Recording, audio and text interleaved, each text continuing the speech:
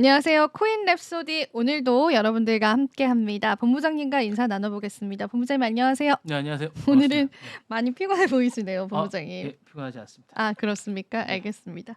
자, 그럼 오늘도 저랑 코인 이야기 먼저 나눈 이후에요. 본부장님과 함께 글로벌 뉴스들 같이 이야기를 나눠보겠습니다.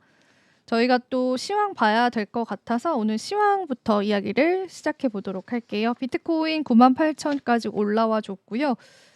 시장 충격이 다소 있기는 했었는데 그 부분도 어느 정도 소강이 됐다라고 보시면 될 것 같습니다. 리플이 제가 한 20분 전에 확인했을 때 테더 보다 아래에 있었거든요. 시가총액이. 그러니까 정말 박빙이죠. 그래서 리플과 테더의 시가총액은 계속 변동성이 있다라는 측면에서 보시면 될 것 같고요. 솔라나 코인도 200달러 선을 유지해주는 흐름들 계속 이어져 오고 있다라고 보시면 되겠습니다. 도지코인도 시가총액 8위를 차지하고 있고, 그리고 또 저희가 여기서 트럼프 밈 코인도 한번 볼게요. 좀 내려가야 돼요. 조금 내려가서 페페코인 29위로 되어 있고, 그 다음에 트럼프 밈코인 오피셜 트럼프 같이 보겠습니다. 오피셜 트럼프가 지금 고점이 여기 보시면 68달러, 64달러, 70달러 선까지 올라왔었다가 지금 계속 좀 하락을 하면서 횡보를 하고 있는데, 오피셜 트럼프에 관해서 또 많은 분들이 관심을 최근에 가져주시는 부분들이 있어서 같이 시황적으로 언급을 해드리고 싶어서 이렇게 가지고 왔고요.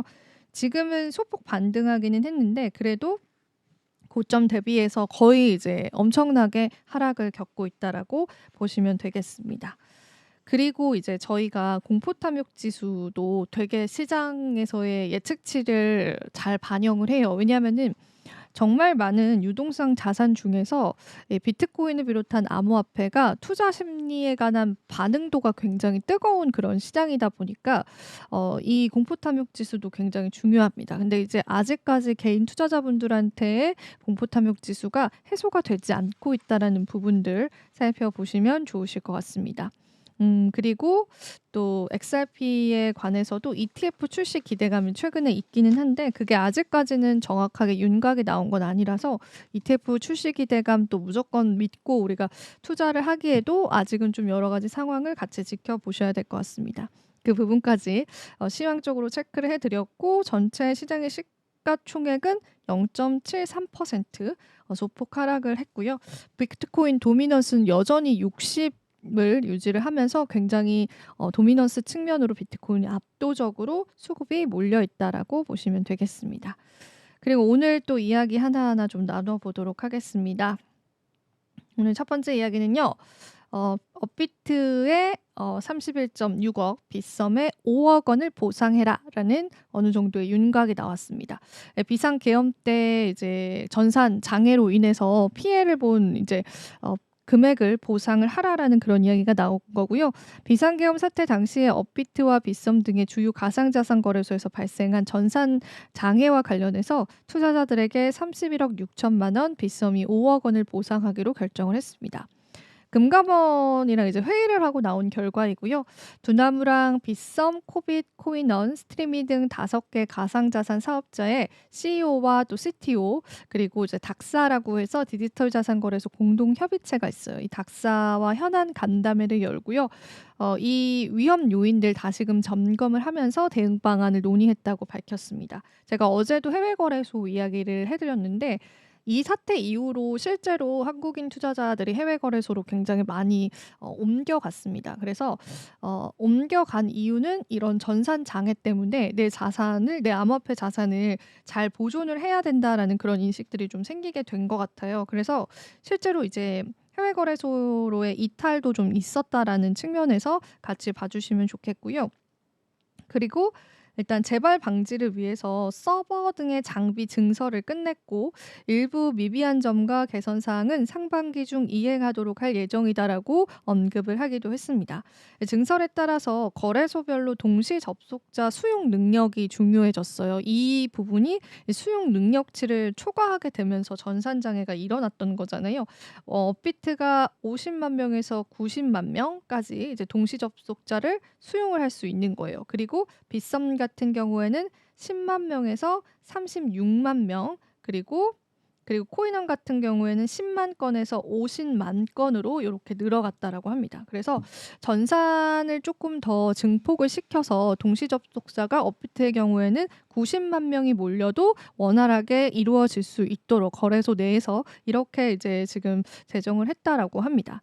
그리고 이제 보상 신청도 상당히 많았어요. 업비트는 1135건이라는 보상 신청이 있었는데 이 중에 604건, 그러니까 53.2%에 달하는 31억 6천만 원 상당을, 그리고 빗썸은 82%에 달하는 5억 원을 보상하기로 결정을 했다라고 합니다. 이 보상 신청을 많이들 하시긴 했는데 저는 못했거든요. 근데 저는 매도를 하지 않았기 때문에 못했는데, 이때 아마 매도하셨던 분들께서는 일부라도 보상을 받으면 그래도 조금은 이제 손실이 메워지니까, 물론 이제 얼마나 이르셨을지는 저희도 알 수는 없지만 이제 그런 측면에서 실질적인 보상이 이루어졌다라고 보셔도 될 것 같습니다.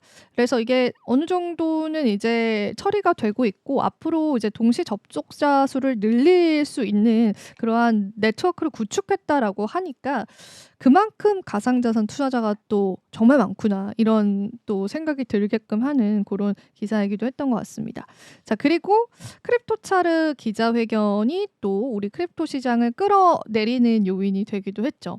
비트코인 언급이 단 한 번도 없었다, 이런 이야기들이 좀 나왔는데, 데이비드 sak스 미국 백악관 가상자산 차르의 기자회견의 실망감이 크립토 시장을 좀 지배했습니다. 사실 이제 이 트럼프 대통령이 재무 관련한 인사들을 굉장히 친암호화폐적인 인물들로 꾸렸기 때문에 뭐 행정명령이라든지 뭐 기자회견이라든지 이런 것들을 크립토 투자자들이 당연히 기대를 했었는데 사실상 굉장히 시시하게 끝났습니다. 그래서 차르는 미 행정부의 가상자산 정책 총괄 권한을 가진 총책임자인데요. 워싱턴 DC 국회의사당에서 기자회견을 했는데, sak스 가상자산 차르는 도널드 트럼프 행정부의 목표는 가상자산 산업의 책임감 있는 성장 지원과 명확한 규제 체계 마련이다라고 하면서 스테이블 코인 법안의 마련과 통과에도 힘을 쓸 것이다라고 밝혔습니다. 그는 스테이블 코인은 달러의 국제적인 지배력을 보장하고 디지털 달러의 사용을 촉진할 것이다. 그리고 국채에 대한 수조 달러 규모의 수요를 창출해서 장기 금리를 낮추는 효과도 기대할 수 있을 것이다라고 이야기했습니다. 하지만 반면에 비트코인 관련한 정책 언급은 없었고요. 비트코인 준비금에 관해서 진행 사항이 어떻게 되느냐라는 기자의 물음이 있었습니다. 기자회견은 항상 이제 기자님들이 추가 질문을 하시잖아요. 근데 그 질문에는 아직 이제 논의 초기 단계다, 이런 이야기만 했어요. 굉장히 언론적이고 사무적인 답변만 내놓았던 거죠. 그리고 이제 트럼프 행정부가 최근에 국부 펀드를 이제 설립하겠다라고 했잖아요. 그 국부 펀드에 비트코인이 포함될 수 있다라는 그런 이야기도 나오거든요. 그래서 그 질문도 있었어요. 그 편입 가능성에 대해서도 하워드 러트닉 상무부 장관 지명자에게 묻는 것이 좋겠다라고 하면서 그 대답을 회피하기도 했습니다. 그래서 굉장히 이제 시장에서 실망감이 좀 많이 나왔고요. 그래서 이제 뭐야, 이제 트럼프가 우리 크립토 투자자에게 약속했던 걸 이행하지 않는 거 아니야? 이런 이야기들까지 좀 나오게 됐습니다. 그리고 이날 기자회견에서는 팀 스콧도 이제 유명하죠. 상원 은행위원장과 프렌치 힐 하원 금융서비스 위원장, 존 보즈먼 상원 농업위원장 위원장 등이 참석을 했습니다. 일단 지금 이 기자회견상으로 언급을 제대로 한 거는 바로 스테이블 코인이었거든요. 스테이블 코인 이야기를 오늘 좀 드리고 싶었어요. 그래서 미국의 스테이블 코인 혁신 가이드라인법 추진에 속도를 내겠다. 100일 내에 법안을 통과하기 위해서 공격적으로 움직일 것이다라고 심지어는 강조를 했습니다. 제가 여러 번 좀 말씀을 드린 것 같은데, 스테이블 코인은 이제 암호화폐 시장 내에서 사용하는 화폐잖아요. 근데 이게 사용량이 너무나 지금 많기도 하고, 그리고 이게 달러를 기준이란 말이에요. 그러니까 달러를 기준으로 해서 1달러의 1스테이블 코인을 발행하는 방식으로 크립토 투자자들이 스테이블 코인을 다른 뭐 거래소로 옮기거나 뭐 그럴 때 사용을 하거나, 최근에는 이제 국제 송금할 때도 사용을 하거든요. 근데 이제 트럼프가 왜 이 스테이블 코인을 계속 미느냐, 이거에 관해서 배경을 여러분들이 아셔야 돼요. 지금 이제 브릭스다라고 해서 중국을 이제 필두로 한 그 서방 국가를 약간 제재하려고 하는 연합에서는요. 디지털 통화를 사용을 하겠다고 했습니다. 자기들 간의 무역 거래를 할 때요.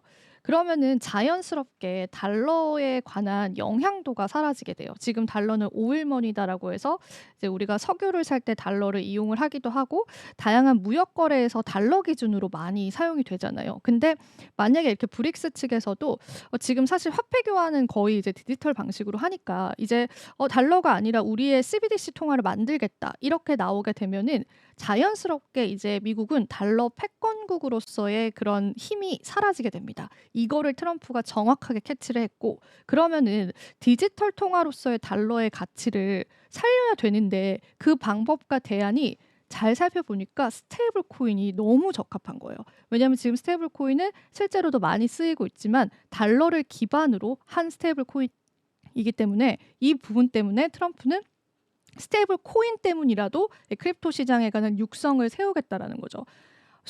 솔직히 말하면 진짜 똑똑한 사람이다라는 생각이 들어요. 결과적으로 단순히 뭐 이 투기 자산 뭐 표심을 얻으려고 했던 것도 분명 있었겠지만 근데 이 스테이블 코인이 운용되는 방식과 이 생태계를 파악을 하고 지금 달러에 관한 위치를 지킬 수 있는 거는 이 스테이블 코인밖에 없다라고 판단을 한 것 같습니다. 실제로 여러 나라 국가에서 자국민들의 뭐 CBDC를 만들거나 자국민들의 디지털 통화를 만들거나 그런 것들이 통용하게 되면은 달러의 가치 자체가 조금 상쇄되는 그런 결과를 낳게 돼요. 그래서 트럼프는 CBDC는 없다. 우리나라에서 CBDC는 육성하지 않겠다. 다만 이 스테이블 코인을 육성하겠다라고 아예 그렇게 본인의 입으로 이야기를 했습니다. 그래서 지금 스테이블 코인을 굉장히 육성할 것처럼 보이고 마침 이 타이밍에 리플이 리플 스테이블 코인을 출시를 했습니다. 그리고 리플의 CEO와 트럼프가 또 식사도 했죠. 그러니까 이게 모든 게 연결고리가 있는 거예요. 우리가 단순히 트럼프는 암호화폐를 미는 사람이다. 암호화폐 투자자들한테 표를 받으려는 사람이다라고 이해를 하기보다는 그 이면에는 다 이런 연결고리가 있는 거예요. 그래서 이번 기자회견은 스테이블 코인에 관한 추진 속도 100일 이내에 법안 통과하겠다. 트럼프는 당연히 하겠죠. 그런 이야기를 한 거고요. 다만 우리가 이제 투자 자산으로 보고 있는 뭐 비트코인이라든지 알트코인에 관한 언급들은 없었다라는 부분들에서 또 시장에서는 실망을 한 것 같습니다.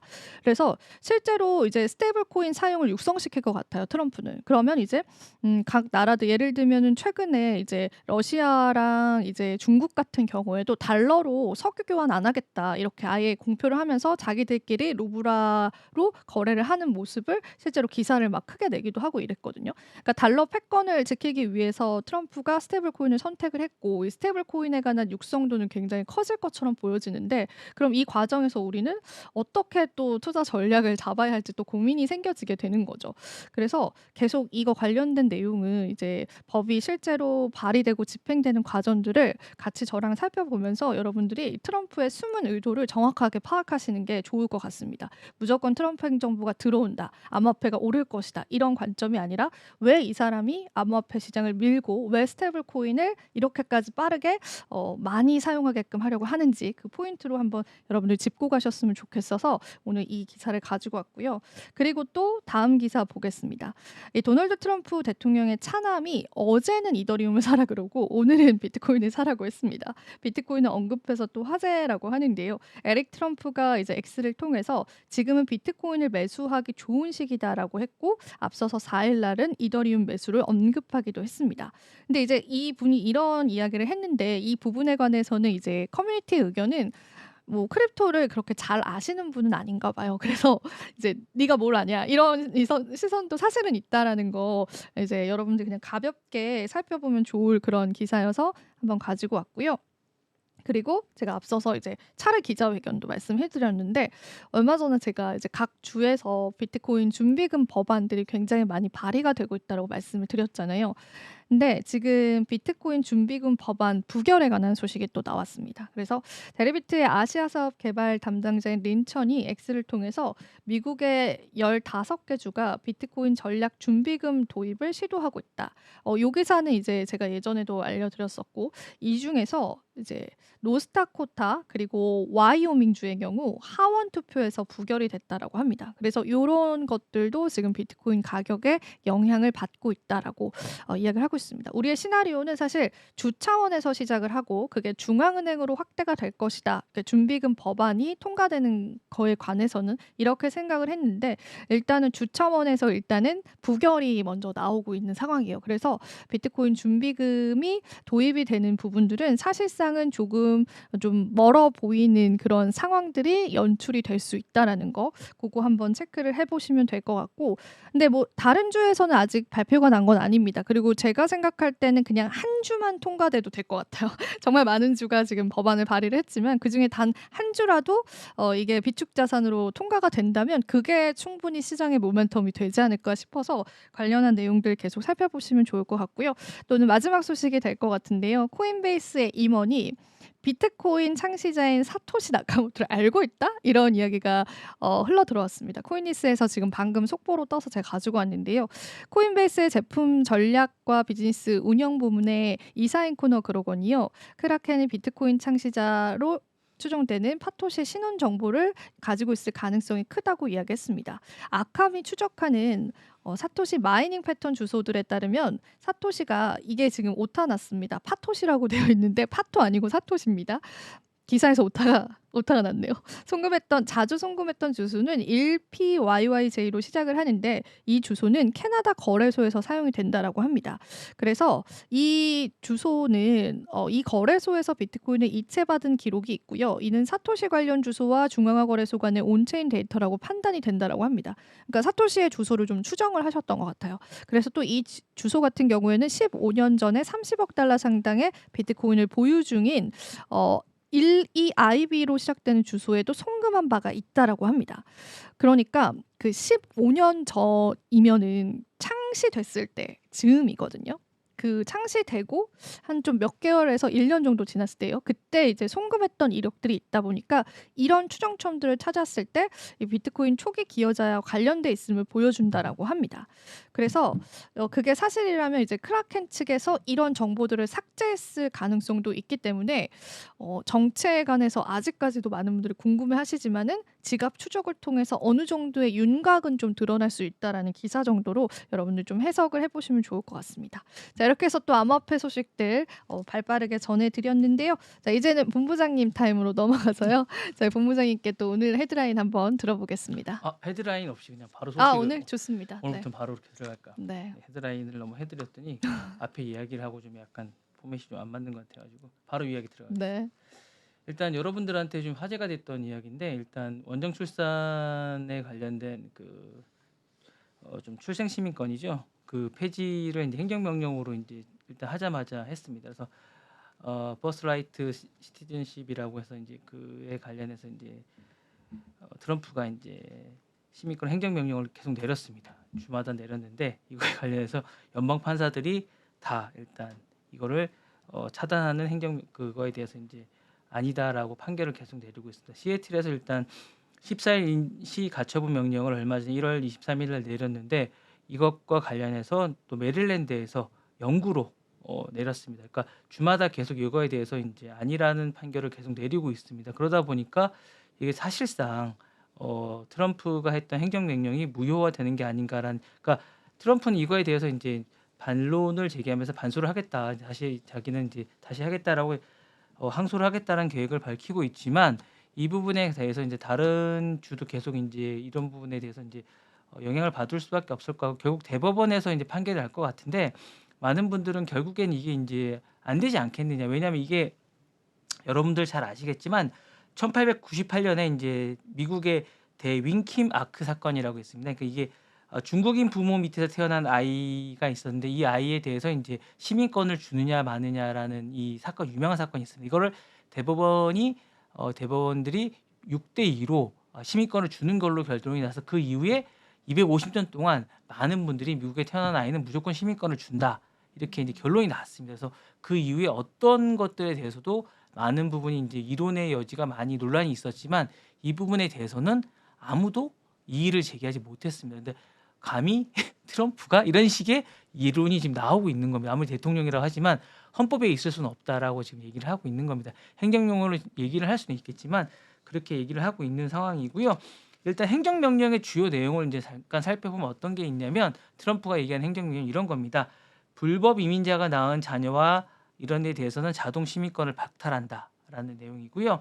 관광객, 유학생, 임시 노동자의 자녀도 시민권의 대상에서 제외하겠다라는 내용입니다. 그리고 출생 시민권 원칙을 뒤집겠다라고 하고 있습니다. 그러니까 요 세 가지 내용이 주요 내용입니다. 그래서 기본적으로 이제 우리나라도 이제 가끔 이제 원정 출산이나 이런 걸 많이 하시는데 이 부분에 대해서 이제 하는데 일단은 이 부분이 이제 기본적으로 이제 가능하게 됐습니다. 일단은 가능하게 돼서 이제 하게 된 거고요. 법무부 입장은 이제 표명을 거부했지만 백악관은 강경한 이민 정책에 대해서 지금 계속 고수하고 있기 때문에 일단은 항소하겠다는 입장이고요. 계속 이거에 대해서 계속 판결이 나올 것 같습니다. 왼쪽에 보시면 로이터가 이렇게 나온 거고 오른쪽에 보시면 이거는 뉴욕 타임즈에 나온 기사입니다. 이렇게 보시면 더 이렇게 전국에 대해서 이제 이게 전국에 관해서도 이제 이게 적용되는 거고 영구에 관한 거라고 이제 데보라 윙 판사가 이제 이렇게 한 겁니다. 그래서 이 부분에 관해서는 당분간 쭉 지속될 거고 많은 영향력을 받게 될 거라고 이제 하고 있습니다. 일단 요 사건 외에도 지금 9개 주에서도 지금 계속 이게 계류가 돼 있으면서 계속 진행되게 될 예정이지만 특별한 사유가 없는 한 이게 이제 영향을 받게 될 거기 때문에 아마 이게 계속 이렇게 판결이 날 것으로 추정이 됩니다. 그래서 아마 이렇게 계속 되지 않을까라는 생각이 될 것 같고요. 큰 이변이 없는 한 이제 이 출생 시민권은 인정받게 될 가능성이 높을 것 같습니다. 네, 맞아요. 저도 이 기사 봤어요. 네. 어떻게 할 수 없대요, 트럼프. 네. 근데 이제 트럼프가 이렇게 하는 거니까 저는 이제 트럼프는 저는 어떤 행동에는 뭔가 다 이유가 있다고 보거든요. 그러니까 이게 뭔가 이걸 노리는 것 같지는 않습니다. 그러니까 다른 뭔가가 뭔가가 있나 봐요. 예, 있는 것 같습니다. 이게 뭔가를 그러니까 그냥 하지는 않습니다. 나비 효과를 늘 노리거든요. 그러니까 뭔가 있는 것 같은데 그거 이면을 잘 모르겠습니다. 사실은 제가 잘 모르겠는데 뭔가가 다 있습니다. 트럼프는 그냥 하지는 않습니다. 그래서 뭔가가 있는 것 같은데 이거를 좀 더 지켜보고 여러분들에게 말씀드리겠습니다. 트럼프는 그냥 뭐를 하지 않습니다, 여러분. 네, 다음 기사 잠깐 보시겠습니다.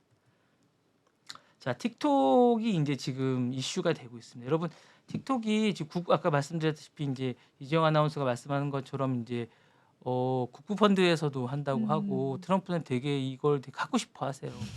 미국이 이걸 가졌으면 하고 사실 욕심쟁이. 예, 본인은 갖고 싶어요. 근데 미국 기업들은 이게 틱톡이 사실상 사업적 가치는 없습니다. 알고리즘이 중국이 다 갖고 있는 데다가 이게 사실상 남는 게 없습니다. 그리고 이제 이거를 빅테크들이 어제도 말씀드린 빅테크들이 가져가야 되지만 빅테크들이 가져갔을 경우에 독과점에 걸립니다. 그리고 이제 빅테크들이 가져가지 않으면 이게 사업성이 없습니다. 사실상 그래서 이제 이거는 나라에서 하는 게 한 방법일 수밖에 없는데 나라에서 하면 마케팅으로서 제가 볼 때 지금 가능성이 없으니까 트럼프 장난감 정도? 요 정도 외에는 가능성이 없는데 그걸 또 남의 돈으로 사겠다는 네. 거죠. 근데 그마저도 지금 가능성이 좀 없는 상황이 되고 있는데 지금 워싱턴 포스트에서 이제 독점 기사로 지금 잠깐 나왔습니다. 오늘 잠깐 기사 익스클루티브라고 해서 독점 기사로 특종으로 지금 잠깐 나온 건데 중국이 이걸 협상에서 빠지겠다고 지금 선언을 했습니다. 왜냐하면 틱톡을 트럼프는 원하지만 중국은 협상 자체를 포기할 수도 있다라고 지금 이제 카드를 지금 내밀고 있습니다. 왜냐하면 뺄 가능성을 아주 심각하게 검토하고 있다고 합니다. 왜냐하면 트럼프가 너무 강력하게 지금 이 부분에 대해서 지금 관세 정책이나 이런 부분에 대해서 너무 강력하게 밀고 들어오고 있기 때문에 틱톡이 이런 것들 미국 정도의 시장들은 자기는 과감하게 포기하겠다. 바이트댄스에게 얘기하고 이런 것들이 가능한 나라거든요. 그리고 사실상 이 기업의 많은 부분이 미국의 블랙록이나 이런 데들이 자본이 들어가 있지만 사실은 이게 중국 관영 겁니다. 사실은 중국의 사실 과정에서 많이 갖고 있기 때문에 이거는 중국에서 이제 나라에서 그만하라 그러면 사실상 그만할 수 있는 기업입니다. 그렇기 때문에 사실은 이게 트럼프가 밀어붙이면 사실은 이게 트럼프가 못 가지게 되는 이런 악수가 되는 겁니다. 그래서 일단 그렇게 되는 거고요. 그 다음에 이제 중국 당국은 이게 이제 그 사실은 또 우려가 뭐냐면 알고리즘을 주지 않겠다고 하지만 이런 우려는 또 있습니다. 그러니까 미국으로 이걸 줬을 때 이게 사실상 알고리즘이 이전되는 게 아닌가라는 또 중국은 또 우려가 좀 있습니다. 본인들은 또 우려를 합니다. 그러니까 지금 우리가 뭐 딥시크를 지금 오늘 공수처가 막고 있고 막 계속 막고 있다고 지금 얘기를 해요. 오늘도 기사 선관위도 딥시크를 막는다고 얘기를 하고 사용을 금지한다고 얘기를 하는데 이런 얘기를 하는데 사실은 중국도 미국을 두려워해요. 미국도 중국을 두려워하고 많은 사람이 중국을 두려워하지만 그래서 이제 이런 우려를 좀 하기 때문에 사실은 이 부분에 대해서 이제 우려를 하기 때문에 안 주겠다는 얘기를 하는 거고 갈등이 좀 있으면서 이 부분에 대해서 이제 지금 얘기를 하고 있기 때문에 이런 부분에 대해서 이제 틱톡이 저는 아예 이 자체가 미국 사업권조차도 미국으로 못 넘어가고 아예 철수하는 단계가 될 가능성도 상당히 높다라는 생각이 좀 있으면서 이 부분은 좀 더 지켜봐야 될 것 같지만 조만간 저는 이게 못 갈 가능성이 30이라는 결정이 나겠지만 못 갈 가능성도 상당히 높다 이런 생각이 좀 듭니다. 네. 다음 소식 잠깐 드리겠습니다. 자, 저 이게 좀 왜 조용한가 했습니다. 이 부동산 개발업자이신 이분이 좀 하는데 오늘 이제 가자지구 발언을 좀 했습니다. 이걸 또 이렇게 또 풀어내나 이런 생각이 오늘 또 들었습니다. 아, 정말 이분 대단하시다. 이 분쟁 지역을 또 관광지구로 만들겠다는 생각을 또 이렇게 저는 이렇게 하고 이제 하루 만에 이게 저는데 이분은 던져보고 아니면 다 접더라고요. 그러니까 어제 이제 잠깐 제가 그 우편물을 중국에서 오는 홍콩에서 오는 우편물을 맡겠다고 했는데 하루 만에 그걸 이제 접었어요. 왜 접었나 보면 이제 미국은 우편물에 대해서 되게 예민해요.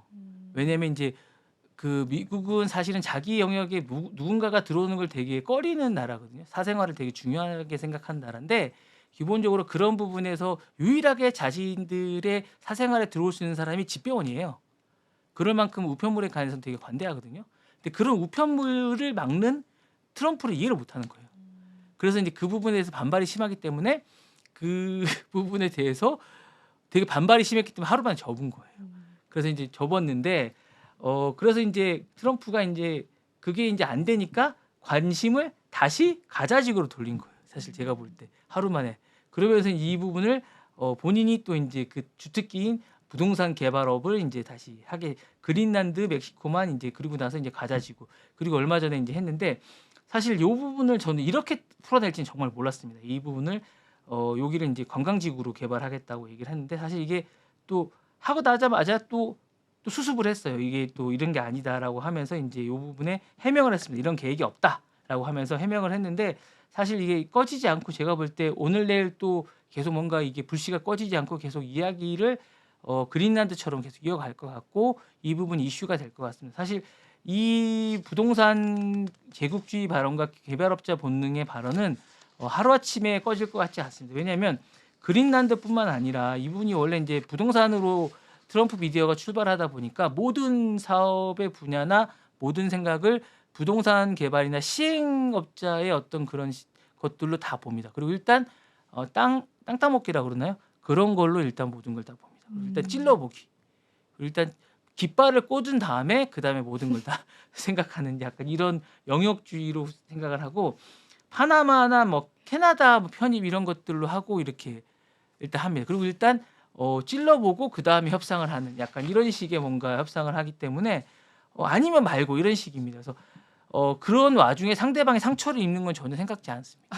네, 그런 분이기 때문에 이분은 그리고 눈에도 좋은 거 아니야 개발되면 이런 식이기 때문에 그거 개발해줄게 그리고 이익을 나눠 가지면 되지 않느냐 이렇게 생각하고 대신 돈은 너네가 내 이런 식이기 때문에 자기는 뭐 아이디어만 제공하고 뭐 이런 식입니다. 그래서 개발업자들 다 그렇게 하거든요. 남의 돈으로 개발하고 땅은 제공해라 뭐 이런 식의 개발을 아이디어를 늘 내기 때문에 모든 전 세계가 자기의 놀이터인 셈이 되는 겁니다. 사실 약간 그런 식의 개발의 어떤 생각을 계속 갖고 있기 때문에 계속 이런 아이디어가 계속 나올 것 같습니다. 온 전 세계가 좀 괴로울 것 같고 지금 또 개발이 이제 다음 관세가 이제 독일차가 됐거든요. 다음 타겟이 그래서 지금 조금 있다 우리나라 올 것 같아요. 그래서 좀 긴장해야 될 것 같습니다. 순서가 이제 독일차 됐으니까 순서대로 가고 이제 있습니다. 지금 올 것 같습니다. 그러니까 좀 긴장해야 될 것 같습니다. 네. 다음 소식. 그래서 딥시크입니다. 자, 저는 이제 딥시크를 지금 계속 우리나라도 막고 다른 나라도 막는데 저는 이제 딥시크가 정말 긍정적인 효과가 많이 있다고 봅니다. 여러분 이제 딥시크가 사실은 중국에 대해서 이제 안 좋은 효과가 있기 때문에 막 많은 분들이 이제 막 되게 막고 그리고 제가 이제 계속 얘기하지만 우리나라 외신은 미국의 중심으로 이제 외신을 다 번역하고 그렇기 때문에 이제 좀 그런 경향이 좀 있어요. 중국과나 이제 뭐 이런 쪽의 외신이나 뭐 제3세계 외신을 잘 번역하지는 않습니다. 그러다 보니까 이제 그분 쪽의 어떤 시각이나 이런 건 잘 들어가지 않는 경우가 좀 있는데요. 사실은 딥시크가 생기면서 저희가 AI를 무료로 쓰게 되는 경우가 상당히 많습니다. 좋은 AI를 쓰게 되는 경우가 많은데 이번에 나온 제미나이도 2.0도 상당히 그런 경우가 많이 된 겁니다. 이게 사실은 특히 플래시라이트 같은 경우에 저비용으로 고효율을 거의 딥시크와 비슷한 그런 기능을 쓰게 됩니다. 사실 써보시면 아시겠지만 사실은 AI 스튜디오나 버추얼 AX 같은 기능은 정말 좋습니다. 그러니까 복잡한 문제를 단계적으로 분해하거나 해결하는 생각의 사슬이라고 이게 추론 방식을 하거든요. 제가 어제 말씀드렸던 그 방식을 그대로 씁니다. 그리고 이게 되게 저렴합니다. 0.019달러 비용으로 100만 저비용 모델입니다. 이게 사실은 아주 저렴한 비용으로 쓰기 때문에 저는 이게 아마 구글이 아마 딥시크가 나오지 않았으면 이렇게 빨리 내놓지 않았을 거라고 생각합니다. 약간 위기감을 느끼면서 쓰게 되고 아마 그 페이스북도 라마를 좀 더 개발해서 아마 내놓게 될 것 같고요. 오픈 AI가 사실은 이렇게 가격을 계속 올렸을 겁니다. 아마 이게 안 나왔으면 가격을 계속 올리면서 우리는 되게 힘들었을 거예요. 이거 쓰면서 아주 질 나쁜 서비스를 계속 받게 됐을 가능성이 높습니다. 근데 저는 이 딥시크를 여러분도 안 쓰셔도 돼요. 근데 딥시크가 나오면서 미국의 많은 AI 서비스의 양질의 AI 서비스를 좀 좋게 그러면서 이제 추론 방식을 쓰고 개발자들은 요런 추론 방식이나 이런 것들의 데이터들을 받으면서 보다 양질의 방식들을 개발할 수 있게 된 거예요. 그러니까 되게 좋게 된 겁니다. 여러분들 이게 딥시크와 단순히 이렇게 나쁘게 생각할 건 아니에요.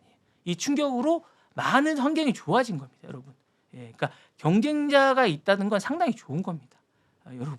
이게 독과점적으로 생각할 게 아니에요. 그러니까 경쟁자가 있는 건 정말 좋은 겁니다.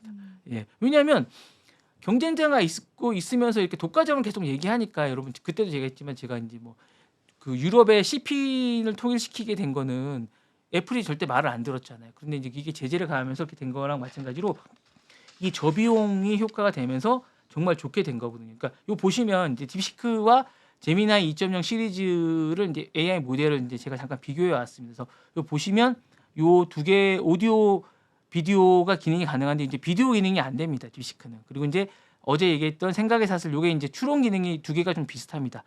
고래 싸움에 빅테크 등 터진다라는 얘기를 좀 해주고 싶습니다. 사실 그 우리 트럼프 아저씨 때문에 지금 빅테크들이 긴장하고 있습니다. 왜냐하면 그 바주카포 전략이라고 EU를 너무 건드리고 있거든요. 지금 관세를 뭐 유럽도 매기고 다 매기고 있으니까 EU가 지금 건드릴 게 빅테크밖에 없고 그 정도는 빅테크가 계속 건드렸잖아요. 그러니까 지금 더 건드리겠다는 거예요. 그래서 ACI라고 안티 코스 인스트루먼트라고 해서 이제 통상 위협 대응 조치라고 해서 이제 빅테크를 겨냥한 보복 조치를 지금 엄청나게 많이 준비하고 있으니까 서비스, 외국인 투자, 금융시장, 공공조달, 지적재산권 등 다양한 부분에서 제재를 가하기 위해서 조사를 나섰다고 합니다. 그래서 대상은 구글, 애플, 아마존 등에서 매그니피턴 세븐부터 시작해서 한 20여 개 기업들을 지금 대상으로 준비하고 있다고 합니다. 그래서 이 부분에 관해서 이제 EU 집행위원장이 왼쪽에 그분이 딱 준비하고 있다고 하면서 이제 건드리기만 해봐 하고 이제 준비하고 있고요. 이거를 이제 바주카포 제재라고 준비하고 있다. 이 부분을 이제 이렇게 얘기하고 있다고 얘기하고요. 이 부분을 하고 있고 그다음에 이제 중국이 최근 들어서 이제 애플을 또 그 제가 얘기했던 그 30% 관세 그 떼는 거 앱에서 이제 개발할 때 수수료 30% 앱스토어에 떼는 부분에 대해서 이게 이제 좀 문제가 있다 반독점으로 이 부분에 관해서 또 조사를 나섰다고 합니다. 그래서 애플은 이제 이번에 구글에 이제 그리고 인텔에 이어서 애플까지 조사를 나서고 있고 계속 나설 계획인 것 같습니다. 다만 이제 이거를 나서겠다고 얘기만 하고 있는데 준비만 해놓고 하고 있는데 실질적으로 중국이 만약에 나서게 되면 미국도 피해를 많이 입게 됩니다. 제가 볼 때 만약에 중국이 이제 그 본격적으로 나서게 되면 제가 볼 때 테슬라하고 애플이 정말 피해를 많이 입을 것 같아요. 그래서 이건 좀 조심해야 되지 않을까라는 생각이 들면서 트럼프도 이게 정말로 이 협상 카드로 써야지 실질적으로 나서게 되면 빅테크들이 정말 피해를 많이 입게 될 것 같아서 좀 말려야 될 것 같습니다. 좀 친한 분들. 네, 다음 소식 전해드리겠습니다.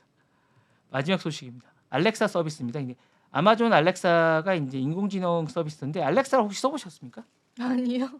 저는 챗GPT랑 퍼플리시티 그거 그 두 개 써요. 그러니까 음성 지능형 안 서비스입니다. 써봤어요. 우리나라가 이제 누구나 뭐 이렇게 막 말로 하는 서비스 네. 있잖아요. 네.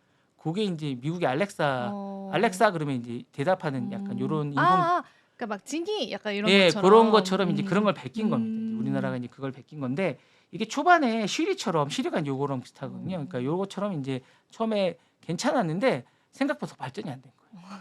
그래서 이제 이게 초반에 이제 클라우드 자연어 처리, 머닝머신을 계속적으로 했는데 음악이나 미디어나 스킬이나 이렇게 해서 생성형 AI를 해서 이제 알렉사가 이제 많이 이렇게 해서 에코라고 해서 스피커가 있어요. 그거를 통해서 이제 음성형을 해서 이제 많은 것들을 같이 하게 됐는데 이게 이제 처음에는 되게 화제가 됐어요. 그래서 이제 뭐 등도 키고 뭐 제어도 하고 많은 것들이랑 연결해서 많이 됐었는데 쇼핑도 하고 이제 음악도 하고 책도 읽어주고 막 여러 가지 이제 쇼핑도 해주고 막 이랬었는데 생각보다 더 이상 진화가 안 됐습니다. 예, 그리고 이제 막혔습니다, 개발이. 그러면서 이제 이게 진화가 안 되면서 인기가 없어졌어요. 그러면서 이제 이게 생각보다 잘 안 되면서 인기가 없어졌는데 그러면서 나머지 이제 뭐 오픈 AI나 이쪽은 발달이 많이 되면서 인공지능이 발달이 많이 됐는데 이 부분은 이제 인기가 없어지면서 알렉사가 이제 망한 게 아닌가라고 하면서 사업 분야가 이제 안 됐었는데 최근에 이제 좀 발달이 되면서 알렉사가 이제 좀 개발이 되면서 이제 이번에 2월 26일 날 공개되겠다고 하게 된 겁니다. 유료 서비스를 $5에서 $10 사이를 받으면서 공개하겠다고 얘기한 겁니다. 그래서 생성형 AI로 더 자연스럽게 하면서 기사도 요약해주고 말로 하면 이메일도 작성해주고 음식 배달도 해주고 그다음에 복합적인 것도 하겠다고 얘기를 한 겁니다. 그래서 이게 나오게 되면 어떻게 나오는지 하고 이달 중순쯤에 설명회를 하겠다고 합니다. 그래서 이게 어떻게 되냐에 따라서 아마존의 어떤 그런 것도 실적 발표와 맞물리면서 새롭게 어떤 시장에 변화를 주지 않을까라는 생각이 듭니다. 그래서 이게 좀 음성형 AI가 나오면서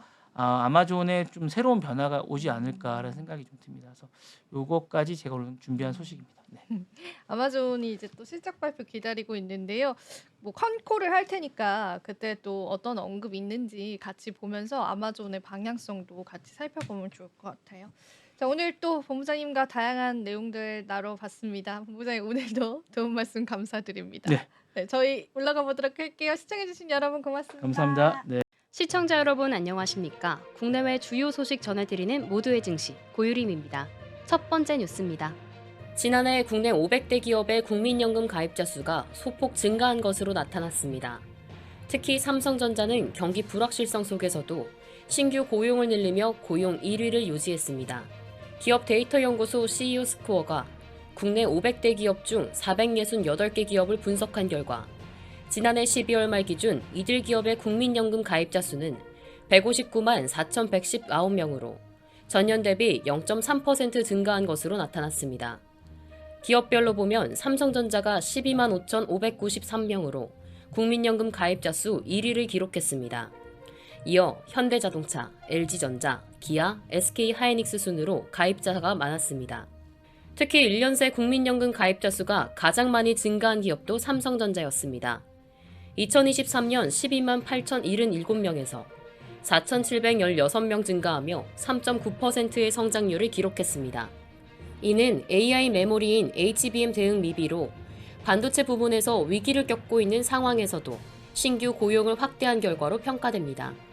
삼성전자 외에도 CJ올리브영, 한국철도공사, 롯데하이마트, 아성다이소 등도 고용을 크게 늘렸습니다.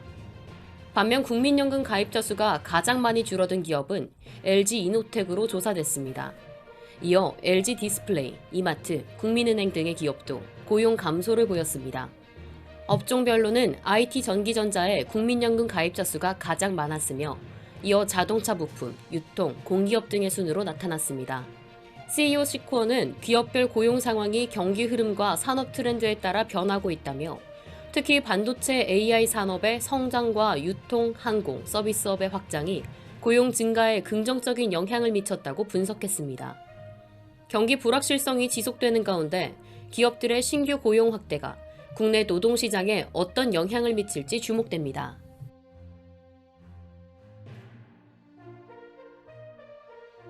SK하이닉스가 메모리 업계 최초로 글로벌 자동차 정보보안 인증 TISAX를 획득했습니다. 이번 인증으로 SK하이닉스는 미래차 시장을 겨냥한 차량용 반도체 기술 경쟁력을 더욱 강화할 방침입니다. SK하이닉스는 독일 자동차 산업협회가 만든 글로벌 정보보안 인증 체계인 TISAX를 국내 모든 사업장에서 획득했다고 밝혔습니다.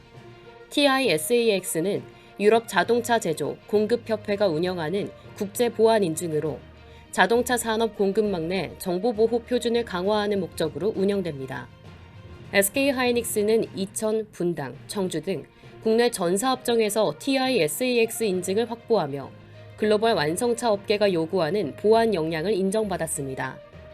SK하이닉스 측은 이를 계기로 AA 기반의 미래차 기술 구현에 필수적인 고성능 메모리 솔루션 개발을 가속화할 계획이라고 밝혔습니다. 최근 전기차 시장 확산과 자율주행, 커넥티드카 기술 발전으로 자동차 내 전장 비중이 빠르게 증가하고 있습니다. 특히 자동차 대상 해킹과 악성 코드 공격이 늘어나면서 보안 인증이 차량용 반도체 공급의 필수 요건으로 자리 잡고 있습니다. 이에 SK하이닉스는 글로벌 자동차 제조사와 부품사들이 요구하는 보안 역량을 국제적으로 검증받았으며 협력사들과의 장기적인 비즈니스에도 도움이 될 것이라고 기대하고 있습니다. 김종환 SK하이닉스 D램 개발 담당 부사장은 이번 인증 획득을 계기로 글로벌 자동차 제조사 및 주요 부품사들과 협력을 더욱 강화해 나가겠다며 철저한 보안 체계를 바탕으로 차세대 자동차용 메모리 반도체 시장을 선도할 것이라고 밝혔습니다. 전기차 및 자율주행 기술이 급속도로 발전하는 가운데 SK하이닉스의 글로벌 정보보안 인증 획득이 차량용 반도체 시장 경쟁력 확보에 중요한 전환점이 될 것이라고 보입니다.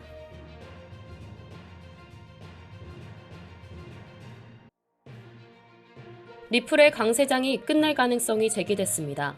최근 6개월간 유지됐던 2.62달러 지지선을 하향 돌파하면서 추가 하락 우려가 커지고 있습니다. 이 가격대는 지난 몇 달간 상승세를 유지하는 핵심 지점이었지만 최근 하락세가 매도 압력을 가중시키고 있습니다.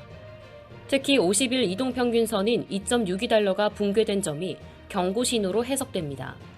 현재 상대 강도 지수는 38까지 하락, 매수세가 약해진 상태를 나타내고 있습니다.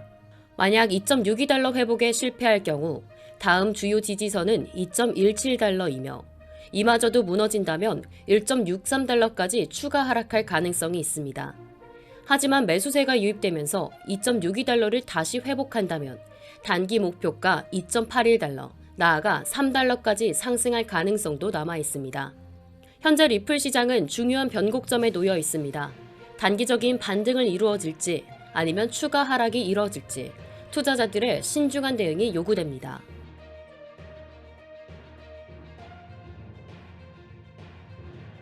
세계 최대 반도체 파운드리 기업인 대만 TSMC가 트럼프 대통령의 관세 정책에 대응해 첨단 공정 가격을 최소 15% 인상할 가능성이 제기됐습니다.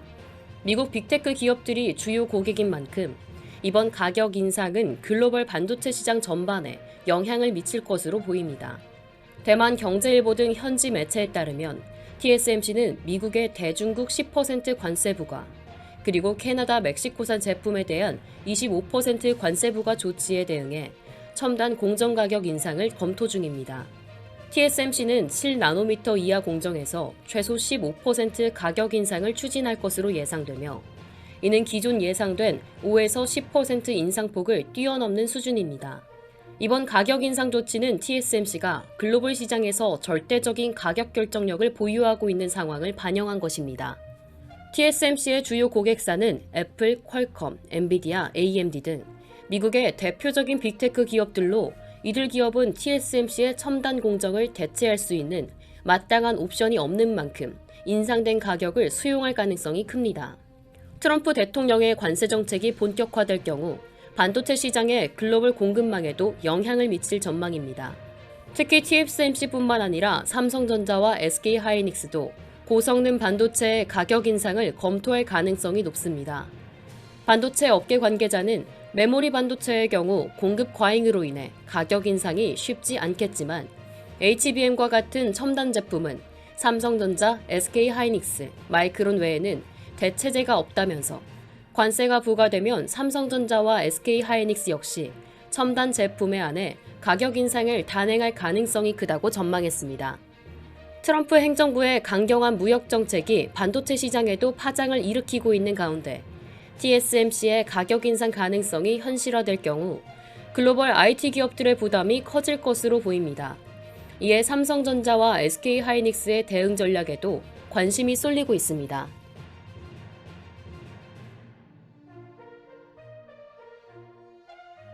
일본 전자업계의 대표 기업인 파나소닉이 70년 이상 지속해온 TV 사업 철수를 검토하고 있습니다. 중국 대만 업체들의 저가 공색 속에서 수익성이 악화되자 전기차 배터리와 기업용 IT 서비스 등 미래 성장 사업에 집중하기 위한 결정으로 풀이됩니다. 아사히 신문과 니혼 게이자이 신문에 따르면 파나소닉 홀딩스는 수익성이 낮고 성장 가능성이 낮은 4개의 사업에 대해 철수 또는 축소를 검토 중입니다. 여기에는 TV 사업도 포함되어 있습니다.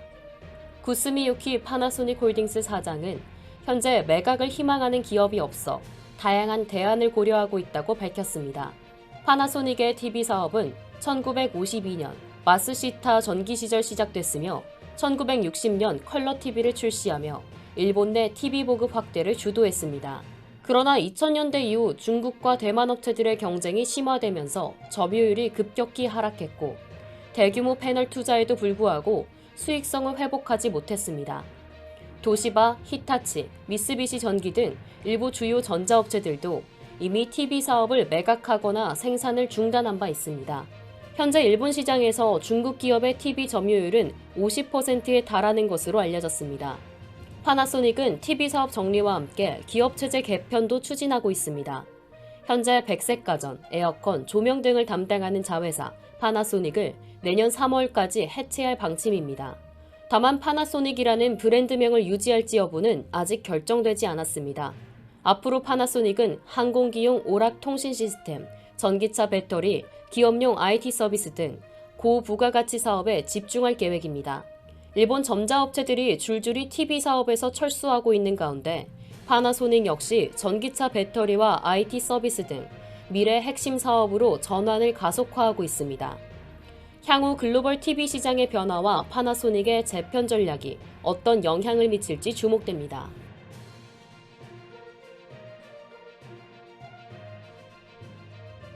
미국 연방의회에서 테슬라 CEO 일론 머스크의 영향력을 견제하려는 움직임이 본격화되고 있습니다. 정치 매체 폴리티코에 따르면 미국 민주당 마크 포칸 하원 의원이 머스크 같은 특수직 공무원이 연방정부 계약을 수주하지 못하도록 하는 법안을 발의했습니다. 이른바 일론 머스크 법안으로 불리는 이 법안은 특수직 공무원을 정부 계약 대상자에서 배제하는 내용을 담고 있습니다. 포칸 의원은 머스크는 200억 달러 이상의 정부 계약을 따냈으며 이해충돌 가능성이 크다며 강하게 비판했습니다. 특히 머스크가 재무부가 보관하는 민감한 개인정보를 열람하는 등 정부 운영에 지나치게 개입하고 있다고 지적했습니다. 머스크는 트럼프 대통령의 최측근으로 재무부와 국방부 등 핵심 정부 부처에 영향력을 행사하고 있습니다. 그의 기업인 스페이스X와 스타링크는 연방정부와 대규모 계약을 체결했으며 그가 주도하는 정부 효율부 역시 정부 조직 개편에 막대한 영향을 미치고 있는 상황입니다. 민주당은 머스크를 중심으로 한 트럼프 행정부의 정부 운영 개판에 강하게 반발하고 있습니다. 상원 재무관련위원회의 엘리자베스 워런 그리고 론 와이든 의원은 머스크의 개인정보 열람을 허용한 스콧 베센트 재무부 장관에 대한 조사를 요구했습니다. 또한 민주당 상하원 원내대표들은 머스크의 정부 시스템 접근을 차단하는 법안을 발의했습니다. 그러나 공화당이 상하원과 백악관을 장악한 상황에서 해당 법안이 통과될 가능성은 낮습니다. 공화당은 머스크를 옹호하는 입장이었지만 일부 의원들은 우려를 표명하고 있습니다. 특히 상원 세출위원회의 수정 콜린스 의원은 머스크가 대통령으로부터 과도한 권력을 부여받고 있다며 경계했습니다. 머스크의 연방정부 개입 논란이 커지면서 의원 차원의 견제 움직임이 더욱 확대될 것으로 보이는 가운데 향후 법원 처리 과정과 공화당 내부의 입장 변화가 주목됩니다.